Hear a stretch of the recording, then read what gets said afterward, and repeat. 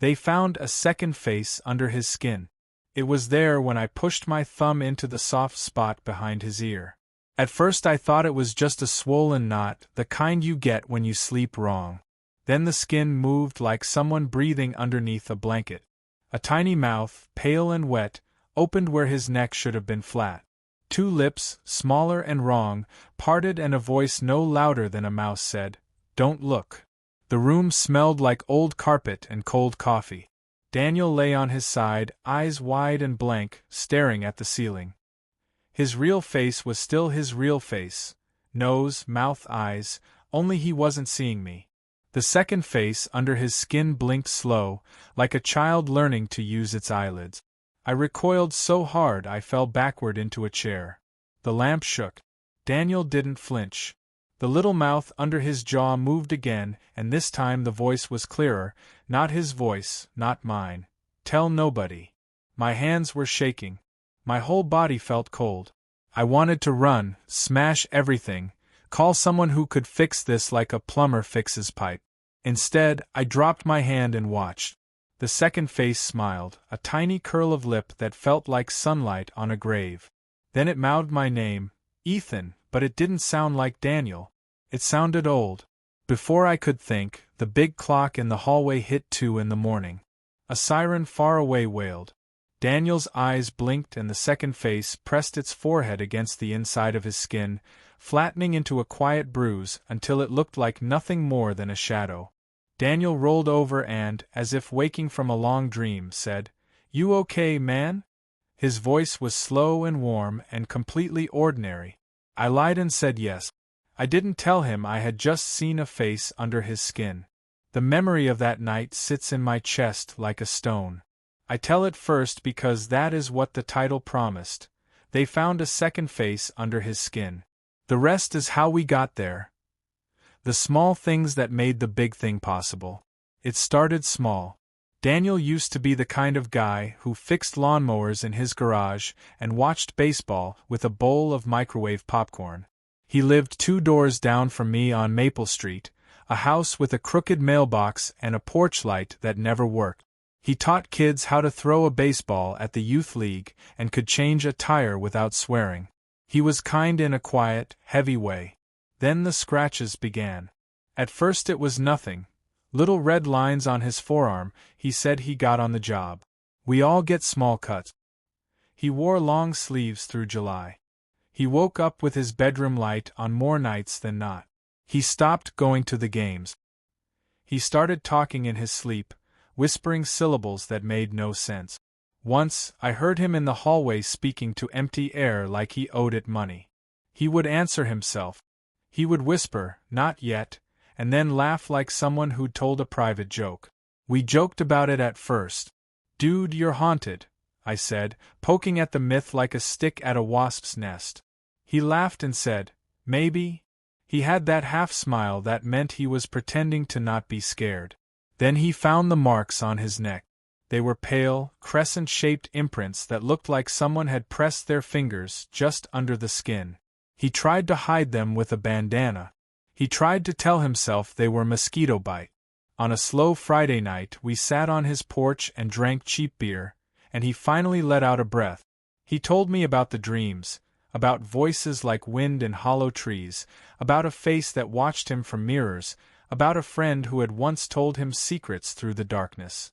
He said a name he swore was not his name but belonged to the thing that lived on the other side of his eyelid. We went to the clinic. The doctor measured him, asked about fever, took samples that came back ordinary. "Stress," she said, with a smile that was supposed to be kind and felt like cotton. "Sleep disorder maybe. Try to get rest." They sent us away with a pamphlet and a sleep mask. The pamphlet didn't say anything about faces under skin. At night, he slept and sometimes spoke.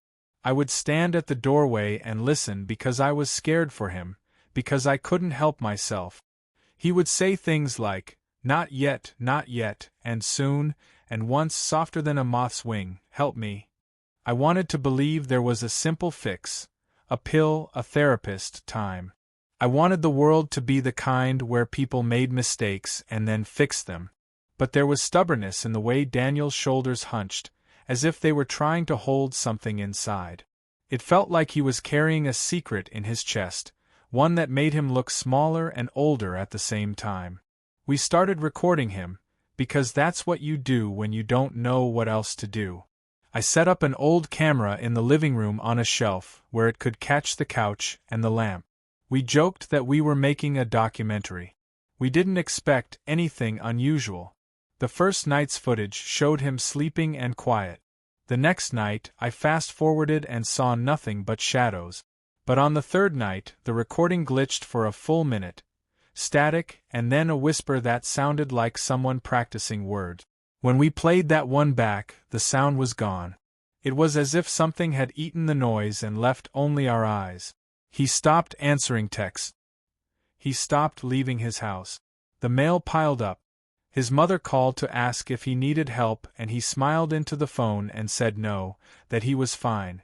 I wanted to tell her everything. I wanted to say, "There's a face under his skin," and hear what that would sound like. Instead, I told her he was sleeping a lot, which was true enough. The nights between the small things and the big thing were long. I walked past his window, and saw the shape of him moving in the dark like a puppet on a thin string.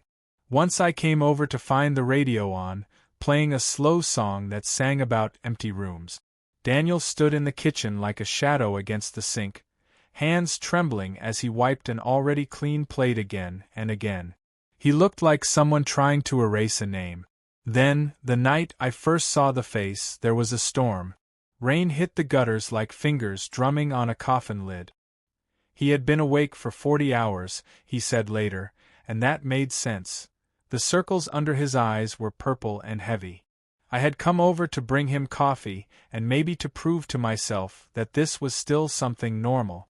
We sat on the couch and watched reruns like kids hiding from a thunderstorm. He fell asleep on his side, his head resting on his hand. I was restless. I reached over to touch his hair the way you do when you can't sleep and want to anchor to a friend. My hand brushed where his neck met his jaw and felt the soft beat of panic. That's when I pushed. It was a careless, searching press, the kind you make thinking you are feeling for a pulse. The skin gave, and the second face pushed back like a trapped thing trying to breathe for the first time. When it spoke, I forgot to be brave.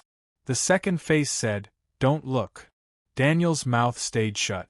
The face under the skin mouthed my name and smiled. Then it went quiet and something else happened. Very quietly, in the kitchen, a photo frame tipped over by itself and slid to the floor, the glass cracking with a sound like paper tearing. I turned to look. The photo was face down, the back splintered. When I bent to pick it up, I saw, frozen in the white of the paper, a child, Daniel as a boy, standing in sunlight. His hair was messy and his smile was shy. And in the light, half hidden in the shadow by his ear, there was a faint shape, the hint of another face, inches from his cheek, like a fingerprint of shadow. My breath stopped. The room smelled of rain and dust. The lamp hummed. Daniel turned his head toward the sound of the glass and smiled the same small smile he used to, the smile that used to make you feel safe. The second face pressed flat again beneath the skin and the house folded back into quiet, but the photo in my hand had the shadow, and the shadow knew my name. I wanted to throw the picture away. I wanted to burn the house down and leave and never return. Instead, I put the photo in my pocket and left the living room like a man who had seen too much and needed time to think. I stood on the porch as the storm eased and stars tried to peek between the clouds. The little mouth had said, "Don't look." But I had. Then, before I could decide what to do next, my phone buzzed. It was a message from a number I didn't know. The text was one sentence: "We are watching."